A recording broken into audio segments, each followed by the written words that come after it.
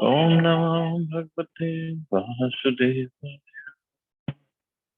Narayanam Namaskritya Naram Chaiva Narottamam Devim Saraswatim Vyasam Tato Jayamudire Nashtaprayeshu Avadreshu Nityam Bhaktasevaya Bhagavati Uttam Shloke Bhaktir Bhavati Naistike.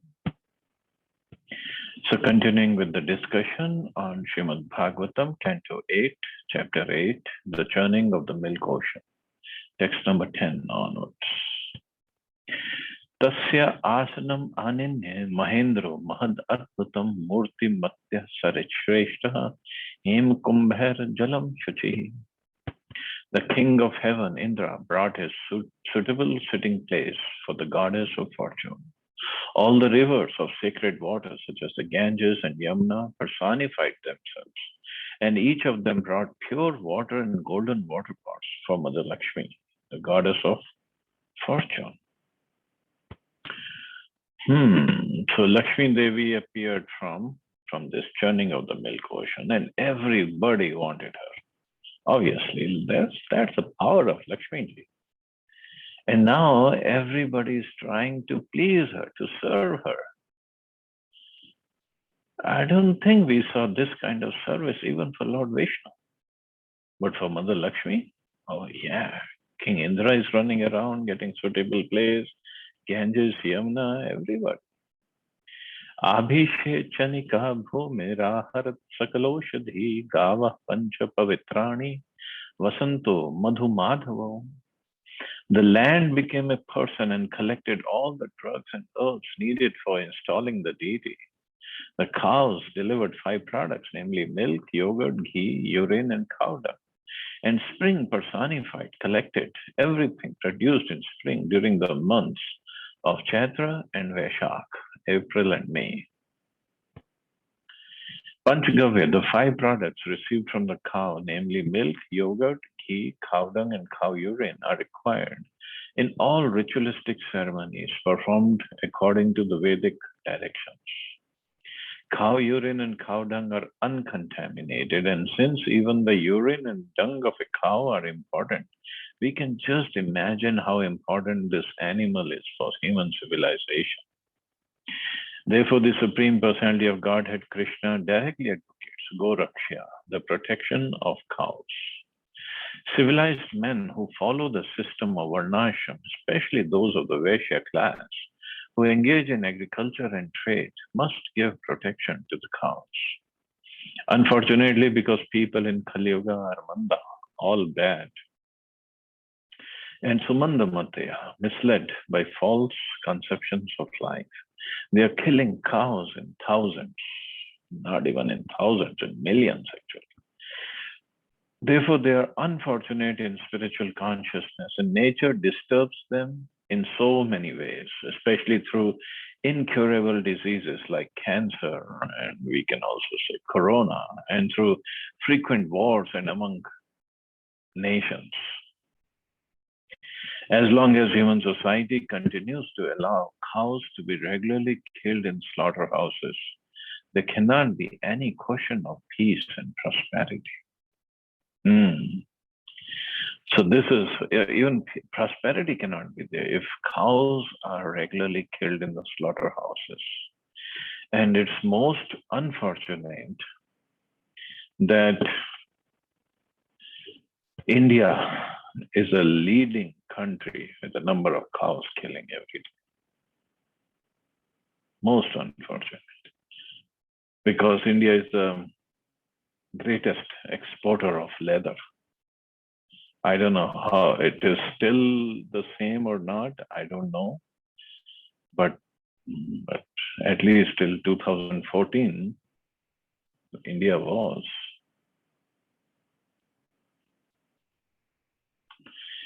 Rishya kalpyam chakrurabhishekam yatha vidhi jagur bhadrani gandharva natyascha nanritur jagu.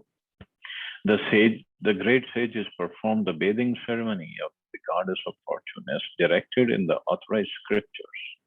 The Gandharvas chanted all auspicious Vedic mantras, and the professional women dancers very nicely danced and sang authorized songs prescribed in the Vedas. So, such a grand welcome for Lakshmi ji. Of course, she deserves it, but what a wonderful welcome.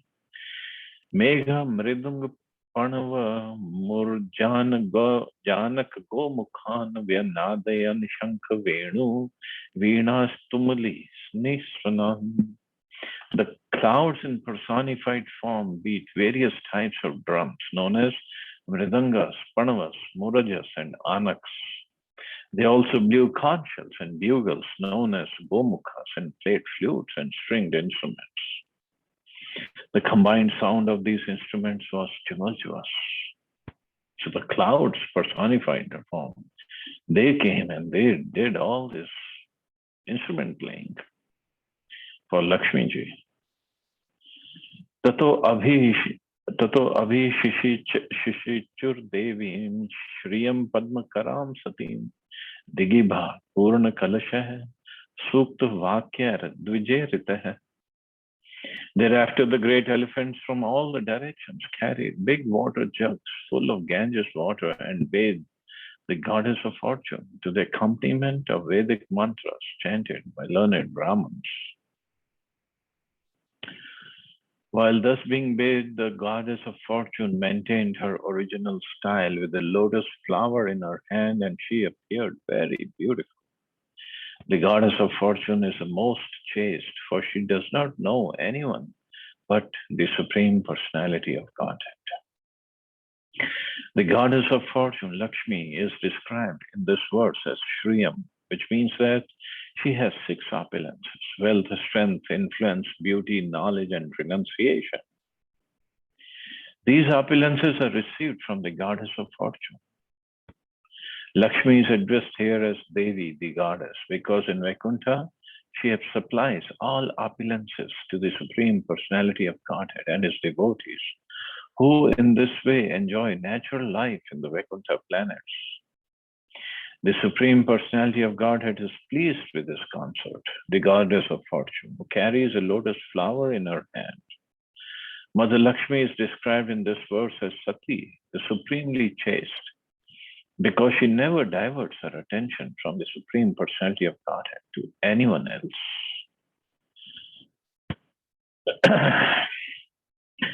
So, of course, when Chaitanya Mahaprabhu was in South India, in Srirangam, so he was discussing this point that I'm forgetting his name. He was Gopal Bhatt Goswami's father. His name is not coming to my mind right now. So Mahaprabhu stayed at his house for 4 months of Chaturmas. And because in South India, Sri Rangam, they all worship Lakshmi Narayan. And Mahaprabhu asked him that, so your Lakshmi ji, she's a chaste woman, like it's mentioned here. And he said, yes. Then Mahaprabhu said, then why does she do tapasya to get Krishna as her husband? Why she's not happy with Narayan? Why she wants Krishna? Then Brahman said, well, there is no difference between Krishna and Narayan, so there is nothing about not being chaste. So Mahaprabhu said, yes, okay, that's a good explanation. But then he asked, why is it that she doesn't get entry into Ras Leela of Krishna? Because Lakshmi ji cannot enter Ras Leela, only gopis can. And by mercy of Lakshmi ji, if we can, next time we go to Vrindavan or Braj, there is a forest called Belvan. And in that forest, there's a beautiful temple of Lakshmi ji where it is said she is doing tapasya to get entry into Ras Leela. So Mahaprabhu asked him this, and he said, "You are the Supreme Personality of Godhead. I don't know all these answers. You know everything." So actually, what happened was Lakshmi ji was doing tapasya, and she wanted to enter Raslila. So since gopis are in charge of Raslila, and today being Radhashtami, it's a beautiful day to discuss this. So Lakshmi ji went to gopis. So Gopi said, "Well, okay, Lakshmi ji, you have come, and we have seen your application. So let's see if you're qualified. Here's an entrance exam. Okay, what's the question? 3 questions we're going to ask you. First question, do you see all these gopis, and if it is still in fashion, or it's a practice, the gopis carry all these pots on their heads without even touching the pots. When they walk, they don't even touch. And the pots are stacked, sometimes 3 and sometimes 4. I have seen that. So Gopi said, "Can you walk with the pots, earthen pots, not even metal pots, full of yogurt and butter and other items?" Lakshmi, she said, "I cannot walk like that. I'm Lakshmi. What if the pot breaks and it's just gonna mess up all my dresses?" Oh, so you failed in the first question, but there's still 2 chances. Second question, can you milk the cows, and can you make these gobar cow dung patties?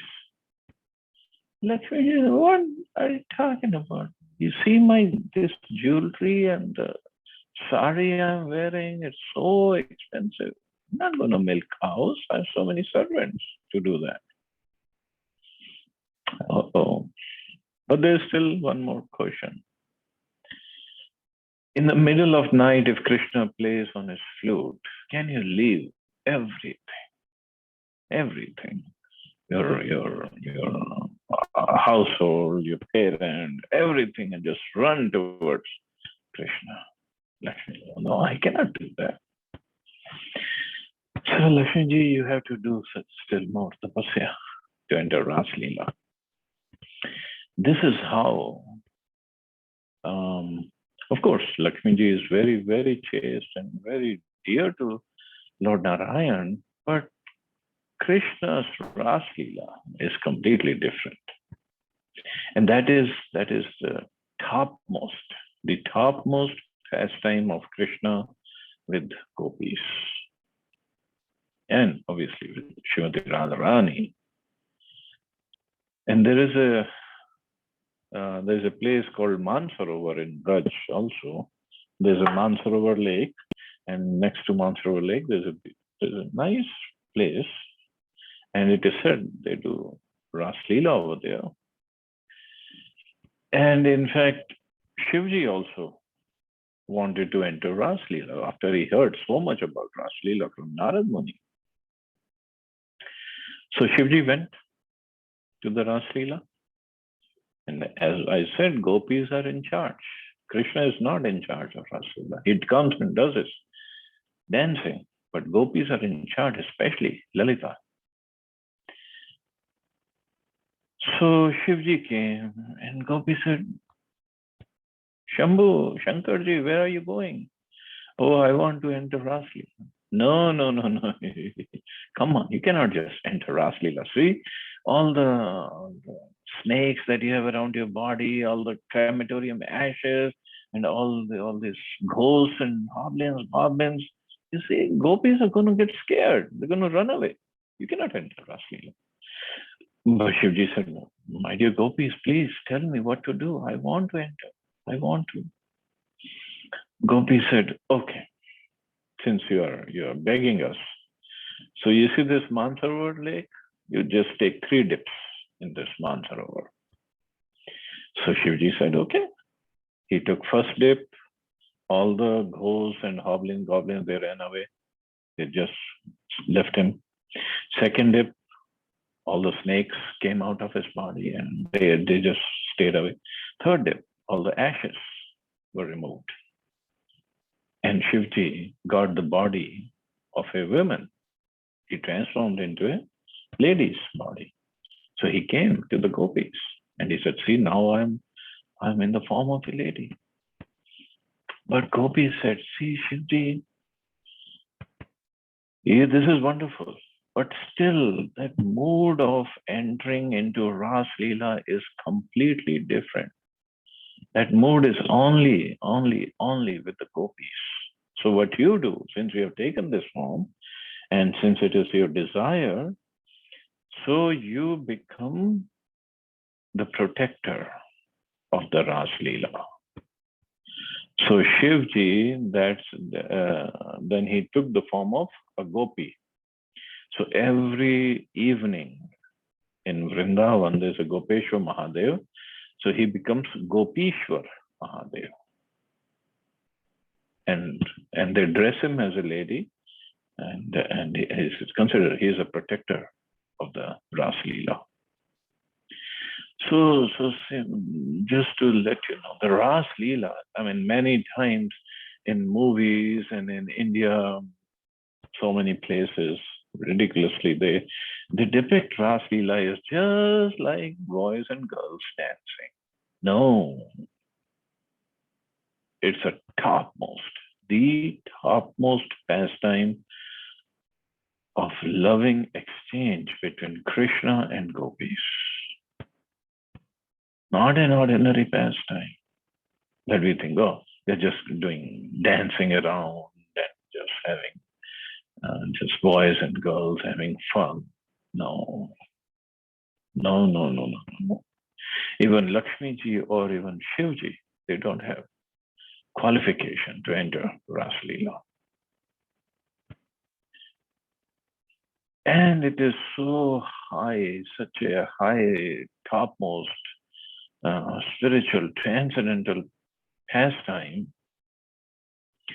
that Shukdev Goswami has taken us so far until 8th canto, and then 9th canto, then the 10th canto, and then even the middle of 10th canto, 5 chapters considered gopis pastimes. And in one chapter, he describes Ras Leela, and not too in detail, because he knew people are not eligible, they're not qualified to hear that. So that pastime, we cannot just trivialize it in movies or in TV serials or in some ground, and they say, oh, the Ras Leela is going on here. No. That pastime is only reserved for Krishna and his gopis. That's it. Nobody else. We don't hear Yashoda Maiya going to see Ras Leela, or even Balramji going to see Ras Leela. No. Balramji has his own gopis and he does Ras Leela with them. But Krishna and his gopis are different. So this is how pure that pastime is. Text 15. Samudra pita kosheya vasasi samupahar varuna srajam bhajanti madhuna matta shattapatam. The ocean, which is the source of all valuable jewels, supplied the upper and lower portions of a yellow silken garment. The predominating deity of the water, Varuna, presented flower garlands surrounded by 6-legged bumblebees drunken with honey to Mother Lakshmi. When bathing the deity in the Abhishek ceremony with various liquids such as milk, honey, yogurt, ghee, cow dung, cow urine, it is customary to supply yellow garments. In this way, the Abhishek ceremony for the goddess of fortune was performed according to the regular Vedic principles. Bhushanani Vichitrani Vishwakarma Prajapati Haram Saraswati Padma Ajo Nagasha Kundalin. Vishwakarma, one of the Prajapatis, supplied varieties of decorated ornaments. The goddess of learning, Saraswati, supplied a necklace, and Lord Brahma supplied a lotus flower, and the inhabitants of Nagaloka supplied earrings. Everybody wants to serve Mother Lakshmi. Tatah krit swasti ayenot palasrajam nadadadvirepham parigruhya panina chachala vaktram sukapol kundalam savrida hasam dadati sushovanam. Thereafter, Mother Lakshmi, the goddess of fortune, having been properly celebrated with an auspicious ritualistic ceremony, began moving about, holding in her hand a garland of lotus flowers, which was surrounded by humming bumblebees. Smiling with shyness, her cheeks decorated by her earrings, she looked extremely beautiful. The goddess of fortune, Mother Lakshmi ji, accepted the ocean of milk as her father because she came out from that ocean of milk, but she perpetually rests on the bosom of Narayan. She offers benedictions even to Lord Brahma and other living entities in this material world. Yet she is transcendental to all material qualities. Although she appeared to have been born of the ocean of milk, she immediately resorted to her eternal place on the bosom of Narayan. So, born of the ocean of milk, it doesn't mean she did not exist before. This is what Prabhupada says. She immediately resorted to her eternal place on the bosom of Narayan. It just in this pastime, she appeared from the ocean of milk. Just like Nrsimhadev appeared from that pillar. But it doesn't mean that pillar is father of Nrsimhadev. He just used that just to perform his pastime. Standvayam chati krishodari samam nirantaram chandan kumkumokshitam tatastato nupur valgu shinjitar visarpati hem latev sa babho. Her two breasts, which are symmetrical and nicely situated, were covered with sandalwood pulp and kumkum powder, and her waist was very thin. As she walked here and there, her ankle bells jingling softly, she appeared like a creeper of gold. Vilokayanti nirvadyam atmana padam dhruvam chavya chari sadgunam gandharva siddha sur yaksha charanar trapishta peya dishu nanva vindat. While walking among the Gandharvas, Yakshas, Asuras, Siddhas, Charans, and denizens of heaven, Lakshmi Devi, the goddess of fortune, was scrutinizingly examining them, but she could not find anyone naturally endowed with all good qualities. So she had that garland of lotus flower, and it was like a swimwear ceremony for her. She had to find the right person. None of them was devoid of faults, and therefore she could not take shelter of any of them. The goddess of fortune, Lakshmi Devi, having been generated from the ocean of milk, was a daughter of the ocean. Thus, she was allowed to select her own husband in a Swayamvar ceremony. She examined every one of the candidates, but she could not find anyone suitably qualified to be her shelter. In other words, Narayan, the natural husband of Lakshmi, cannot be superseded by anyone in this material world.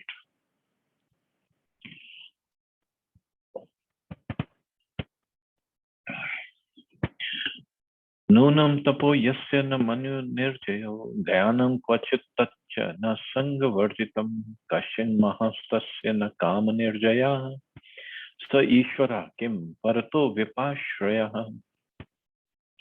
The goddess of fortune, examining the assembly, thought in this way: someone who has undergone great austerity has not yet conquered anger. Someone possesses knowledge, but he has not conquered material desires. Someone is a very great personality, but he cannot conquer lusty desires. Even a great personality depends on something else. How then can he be the supreme controller? So Lakshmi ji was trying to find the supreme controller, the best person. Here is an attempt to find the supreme controller or Ishvara. Everyone may be accepted as an Ishvara or controller, but still such controllers are controlled by others. For example, one may have undergone severe austerities, but still he be under the control of anger. We'll read about it about Durvasa Muni later in this canto. By a scrutinizing analysis, we find that everyone is controlled by someone else. No one, therefore, can be the true controller but the Supreme Personality of Godhead, Krishna. This is supported by the Shastras. Ishvara Paramaha Krishna. So Parameshwar, or the Supreme Controller, is Krishna. Krishna is never controlled by anyone, for he is a controller of everyone. So he is never controlled by anyone, but he comes under the control of his devotees out of love for them. But that is a different story. But otherwise, he is never controlled by anyone. So anyway, we'll stop here and see tomorrow how Lakshmiji chooses Narayan, and then this pastime goes on. We'll see anybody has any questions or comments.